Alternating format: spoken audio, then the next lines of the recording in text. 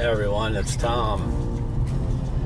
Well, we finally got some rain here in Ohio, and I got home tonight and put on my walking shoes, my arrowhead hunting shoes, and thought I'd stop at a place to ask permission. I've not been before, but I saw a place that's turned up and rained on good. And then I kind of got an idea to give something else a try. So instead, I went out and talked to the son of the person that helped get me interested in hunting arrowheads. You heard me talk about him before. I guess I won't talk about his name right now. But I had remembered, and obviously this individual hunted a lot of the same places I hunted, but I had remembered that he had a couple of frames, actually a lot of frames of arrowheads, and I talked to the son one time about, what he was going to do with those, and he said he just thought he wanted to keep them for now. But I remembered there was a board full of broken slate pieces and a board full of celts and axes, and I thought, that's probably something that most people would be willing to part with, because unless you're a collector, you don't know what a lot of that stuff is.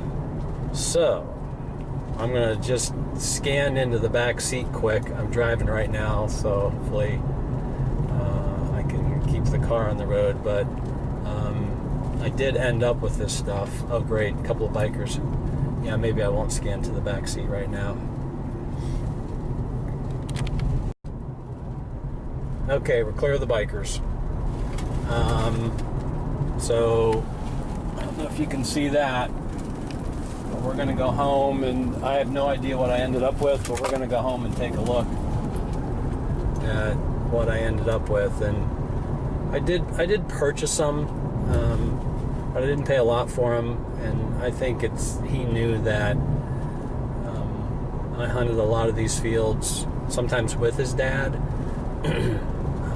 I did come out one time with a lot of my broken slate pieces to see if I could match anything up, so I don't expect any surprises there, that I'll have matches for any of those pieces.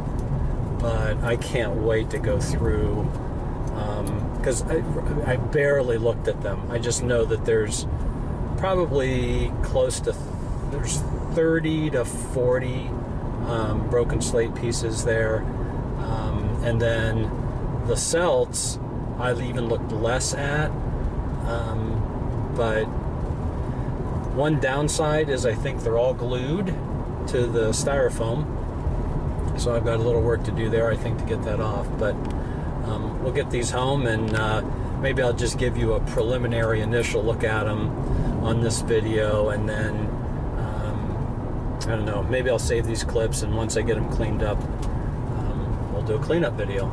All right, I'll get back to you. Hey everyone, it's Tom. Well, we sure appreciate the rain we got here recently. We had been on a long dry spell, and my yard was really browning out, but things are starting to green up again. So, here's a look at some things. I've not really had much chance to do anything other than kind of pry a lot of these off the board here. So what you're going to see is all of these have, I think it's just like an Elmer's glue on the back. It's not real hard, it's almost pliable. So I think a good soaking will probably take most of that off. So what I'm going to do is I'm going to start cleaning these up. As you can see from some of these dates here, these are collected probably back in starting in the early 70s. They're not all dated, they're not documented which fields they came from, but I do know that a lot of these came from the same spots that I'm now hunting. So one of the things I'm going to look for is to see if I've got any engraving on any of these pieces, or tally marks. You know, again, just a lot of odds and ends pieces. You know, not all of them show the whole. Some interesting pieces here, though. Let me show you this. I'm not sure what you call this. I'm going to pronounce it wrong. A genticulite. You can see that this end is finished. And this is finished here and here. So it was L-shaped with a hole drilled through it. And it's split right down the middle.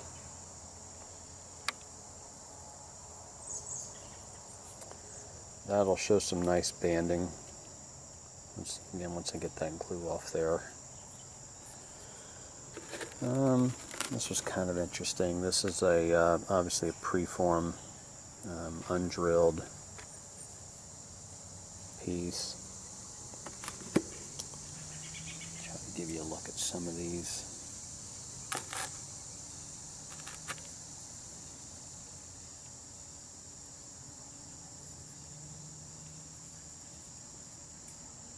You know, anything that's not broken right out the hole, you have to wonder if it's a salvaged piece. This is kind of a typical salvaged piece, I would say.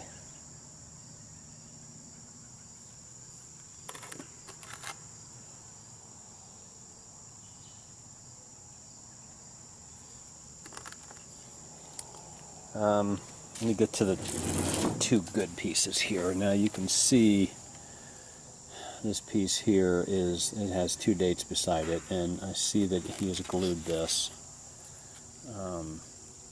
And this is an ancient break with a hole started through it.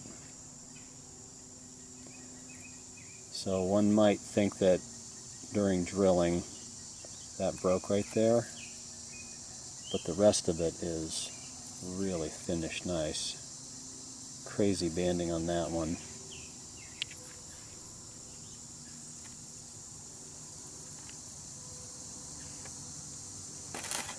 Then this piece looks like it's found in 3 different years. So you can see we've got a hole here, we've got a hole here. What do they call that? Quadricave. I should have looked these up. Really interesting, different material here. And you can see this one, this piece here is weathered differently, the piece that was found in '84, than these two pieces.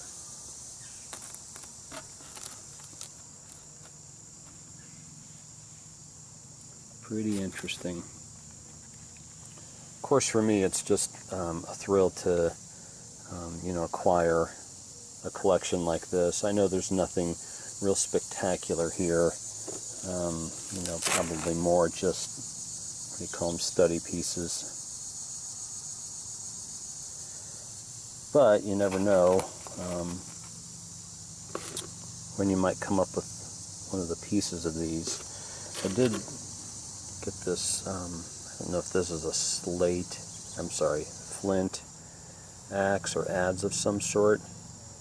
It's got some real nice working on it.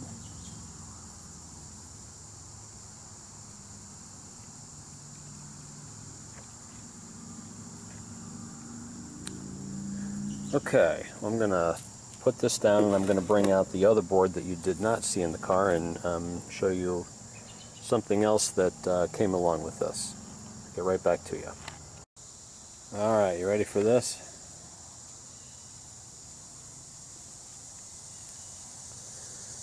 Yep, I got all of the celts and adzes too. Now, these are a little bit more documented, but only the year in which they were found, but not the location. Those aren't marked either, but you can see he collected for a long time. Not sure what happened to 1976. That one is missing, but Some of these are really neat. This is a little tiny celt with just a really neat bit on it. Again, that glue and styrofoam will soak right off. Really like that one. This was kind of a cool piece, the way that it's, the top of this is totally smoothed off. Again, worked down to a nice bit, probably a piece of granite. Just real hollowed out here on the top. I don't know if you can see that.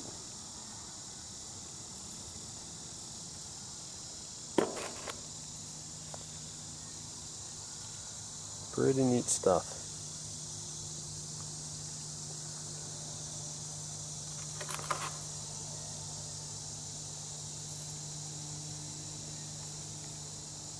Again, the neat thing is that this is a lifetime collection from somebody who I spent a lot of time with and hunted arrowheads with, and learned a lot, about the hobby from him.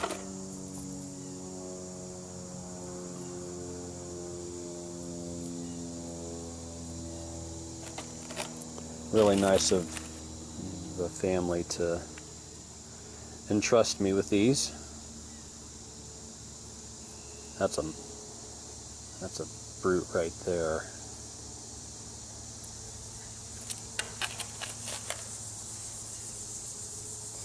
Get a load of this thing.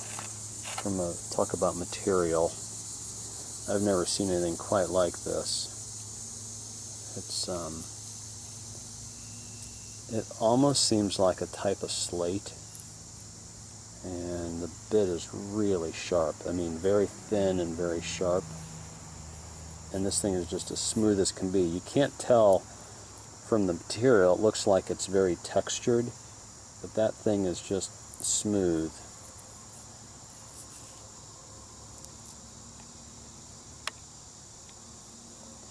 But yeah, again, it seems like a piece of slate to me.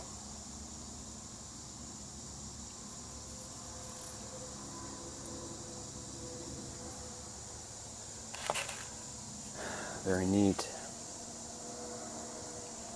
Okay, well, I have some work to do to get these cleaned up, and I don't know, this piece of styrofoam here has been broken in half.